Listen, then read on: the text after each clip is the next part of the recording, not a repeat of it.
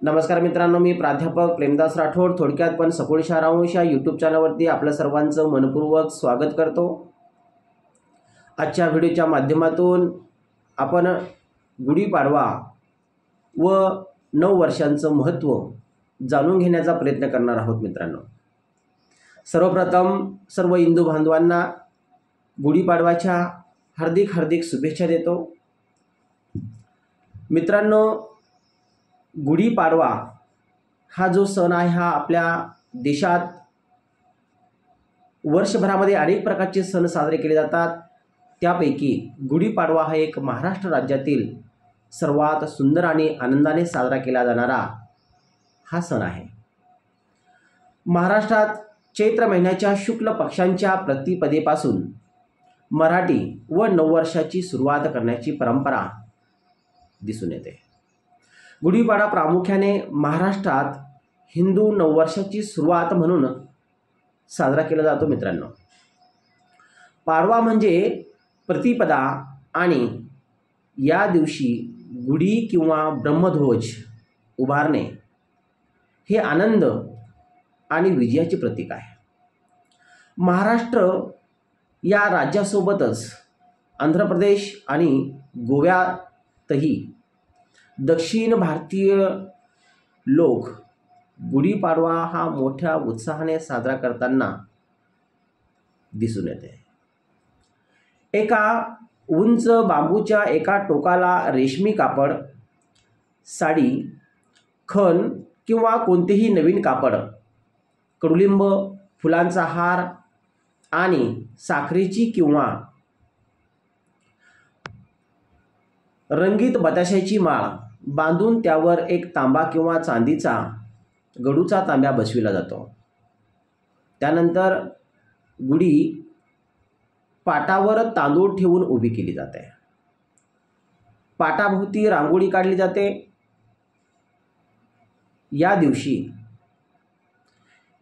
हिंदू नववर्षाची सुरुवात होते। मित्रांनो, चैत्र महिन्यातील या तिथीनुसार सर्व युगातील सतयुगाची सुरुवातही याच तिथीपासून झाली असे मानले जातं।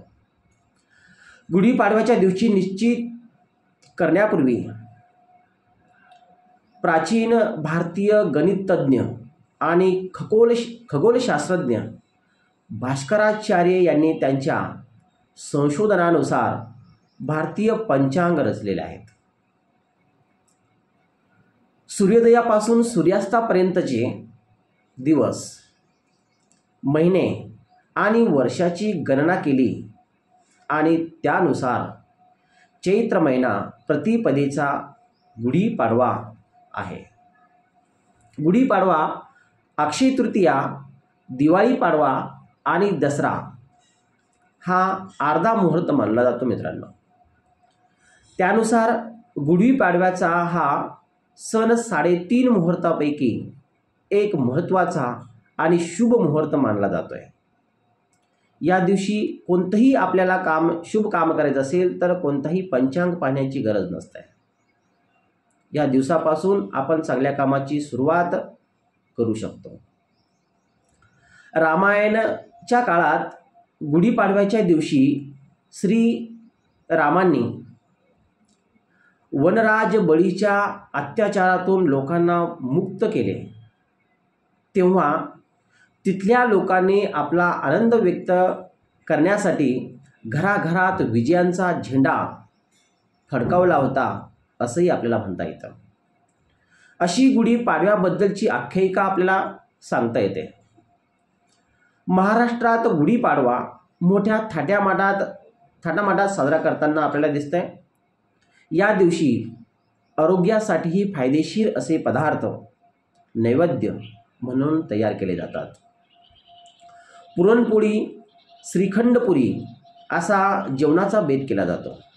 याशिवाय नववर्ष पाडव्याला कडुलिंबाचा खास महत्त्व असल्याचे सांगितले जाते। या दिवशी गुढीला कडुलिंबाच्या कोवळ्या पानांची डहाळी बांधली जाते। या दिवशी गोड पक्वान्नासोबत कडुलिंबाची पाने खाण्याचीही परंपरा लक्षात येते. या महिन्यात भरपूर ऊन असल्या कारणामुळे कडुलिंब सेवन केल्याने शरीरातील उष्णताही कमी होते आणि म्हणूनच परंपरेचा भाग म्हणून आणि शास्त्रीय महत्त्व म्हणून कडुलिंब खाण्याची प्रथा आहे असंही आपल्याला म्हणता येईल. या दिवशी चैत्र नवरात्र सुरू होते. तसेच काही ठिकाणी परंपरेनुसार घटस्थापनाही केली जाते. या दिवशी लोक फुलांनी आपली घरे सजवतात, अंगणात रांगोळी काढतात. गुढीपाडवा नवीन कपडे परिधान करताना सुद्धा आपल्याला दिसून येत आहे.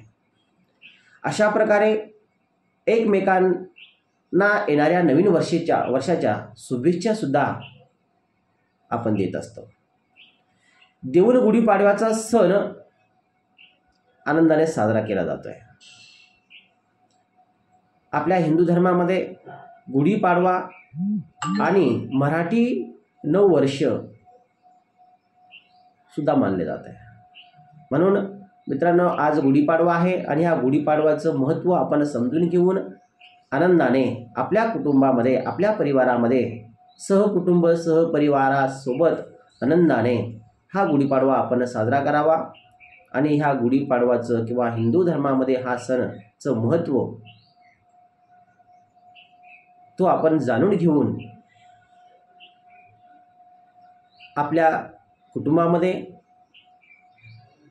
आनंदात आपण साजरा करावा.